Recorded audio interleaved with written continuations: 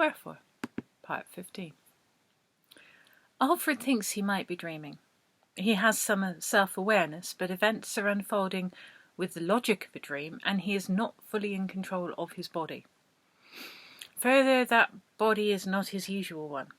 He has 4 legs right now, and a strong suspicion that this is more legs than normal.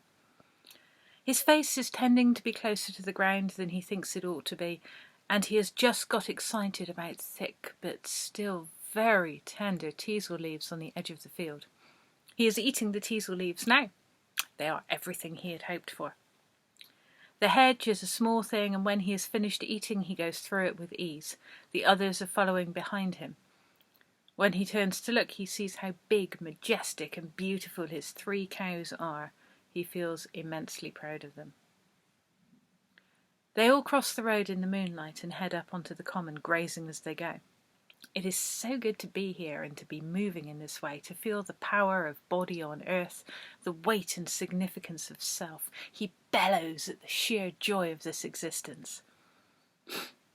There are figures on the barrow, dark shapes against the semi-dark of night. They are wordless and vigilant, and he wonders if they are always here at night, or if they too have woken from some ancient dream. They raise their arms in silent salute, and Alfred bellows again, filling the night with the rich sound of his voice. He can tell the hill has missed this sound, and he has the feeling it is trying to answer him. He salutes the moon with all the power in his horns, and he knows that the moon sees him and is pleased. He salutes the river and the distant hills, and the giants who are walking amongst those hills. For a moment his wakeful human self takes over, to be terrified of the giants, the barrow dead, and the voice of the hill, but dream logic wins out. His dream self, housed in this vast and powerful body, just doesn't have time for the kinds of things his waking self is alarmed by. He sniffs the flanks of his heifers, relishes them. In the autumn he will fill them with the dreams of offspring. He feels this keenly, while having no real idea what it will mean in practice. When the night ends, it is not the usual process of waking up in the field. Alfred goes from knowing he is dreaming his animal self as a human, to knowing he is an animal who dreams of its human self. A balance shifts between the two, that is all. In this new dream he is naked on Selsley Common, and the wind coming up the Severn River is desperately cold. His 3 naked companions are waking in the grass, bemused to varying degrees. "Oh, we're not in the field then," Tasha says, looking around. "Oh no," Amy says, pulling her limbs close to her torso. The 3rd member of their party now appears to be male, although Alfred was sure he had a following of cows in the night. This is a curious development.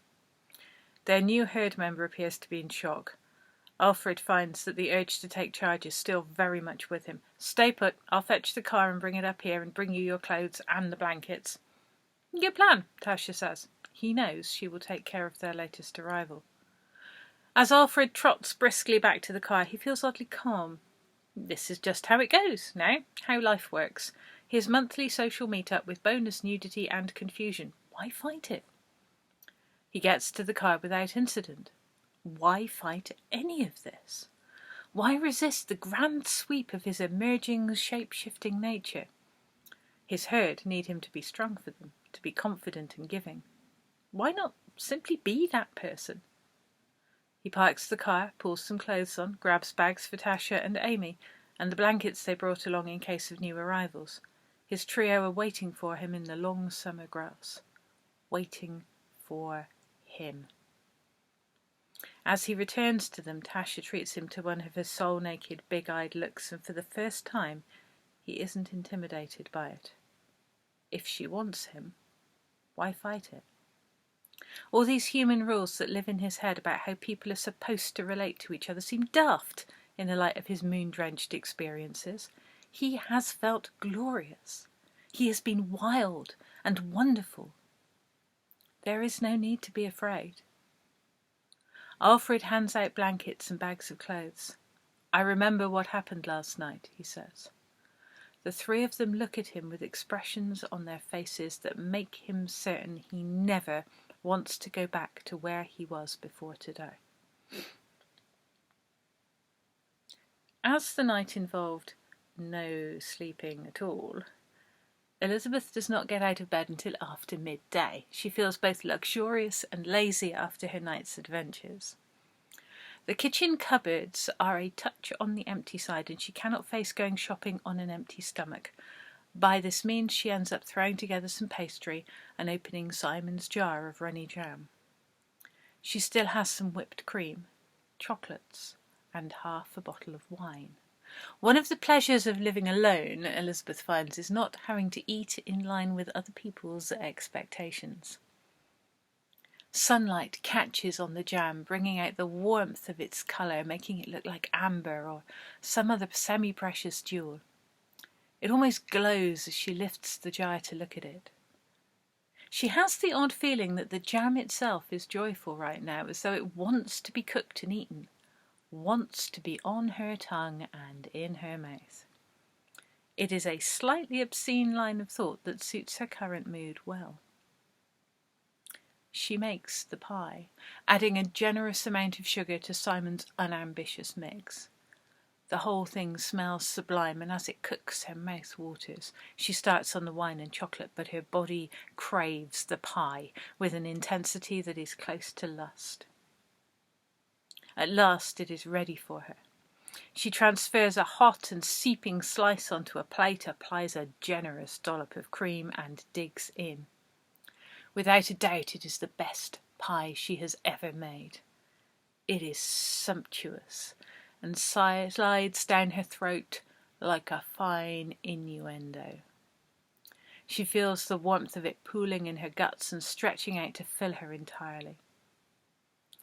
Elizabeth has a moment of clarity in which she wonders why she is having such an intensely erotic response to a slice of pie, but then she looks at the rest of it, hot and steaming in the pie dish, and she does not question, only desires. She must have this pie. She must glut on it, fill herself to brimming with its delicious rhubarb goodness.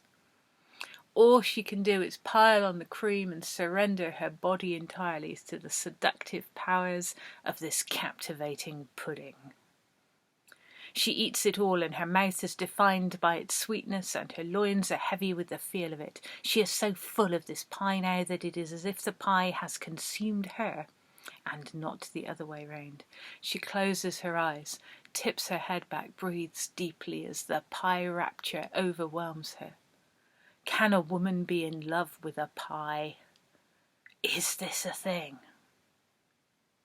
More than an hour passes without her noticing the time. She is pie drunk now, drowsy as it works its way into every part of her. She welcomes it as though it is the lover she has waited her whole life for.